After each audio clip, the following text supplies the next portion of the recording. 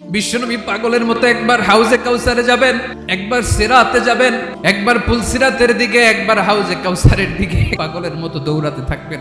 তার কোনো গুনাহগার উম্মত যাতে জাহান্নামে ঢুকে না যায়। কিয়ামতের ময়দানে মানুষগুলো পাগল পাড়া হয়ে আল্লাহর নবী সাইয়েদনা আদম আলাইহিস সালামের কাছে যেয়ে বলবে, ও আদম নবী, আপনি দুনিয়ার বুকে প্রথম নবী, আপনি আল্লাহরে যে সুপারিশ করেন যেন আল্লাহ বিচার শুরু করে। আদম আলাইহিস সালাম বলবেন, আমি পারবো না, তোমরা সবাই মিলে বনি ইসরাইলের নবী মুসা আলাইহিস সালামের কাছে যাও। মানুষগুলো বলবে, বাঁচার কোনো উপায় নাই, 50,000 বছর মানুষ এরকম দৌড়াবে, আল্লাহ যদি বিচারটা শুরু করতো, যা হবার হবে, আগে বিচার শুরু করুন। বিচারই শুরু হয় না। লোকেরা এবার পাগলের মতো দৌড়াতে দৌড়াতে সবাই এবার যাবে মুসা আলাইহিস সালামের কাছে, যেয়ে বলবে, ইয়া নবী আল্লাহ মুসা, আপনি যে একটু সুপারিশ করেন। আল্লাহর নবী মুসা বলবেন, মাফ করো, আমিও পারবো না, তোমরা আল্লাহর নবী ঈসা আলাইহিস সালামের কাছে যাও। ঈসা আলাইহিস সালামের কাছে যাবে, যে বলবে, নবী ঈসা, আজকের এই কঠিন বিপদের দিনে আপনি আমাদের সাহায্য করেন। আল্লাহর কাছে যেয়ে বলেন যেন বিচার শুরু করে।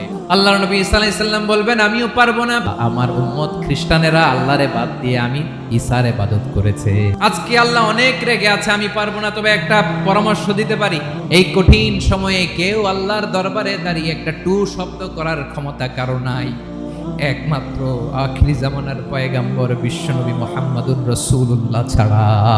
সবাই মিলে বিশ্বনবীর কাছে যেয়ে বলবে, ইয়া রাহমাতাল লিল আলামিন, দেখেন আমাদের কি অবস্থা, কি কঠিন বিপদে আমরা আছি, দাঁড়াতে পারি না, সূর্যের আলোতে ঘেমে হয়রান, আজকে কেউ সুপারিশ করতে পারবে না। সব নবীরা অপারগতা স্বীকার করেছে, তারা বলেছে আপনি ছাড়া কেউ নাকি আল্লাহর সামনে দাঁড়াতে পারবেন না, আপনি একটু সুপারিশ করেন।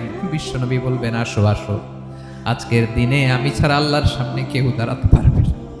বিশ্বনবী মাকামে মাহমুদে যে আল্লাহু আকবার বলে সিজদায় লুটিয়ে পড়বেন, বিশ্বনবী এমন ভাবে অজর দ্বারায় সিজদায় লুটিয়ে পড়ে কাঁদবেন, রব্বুল আলামিনের রহমতের দরিয়ায় জোশ লেগে যাবে।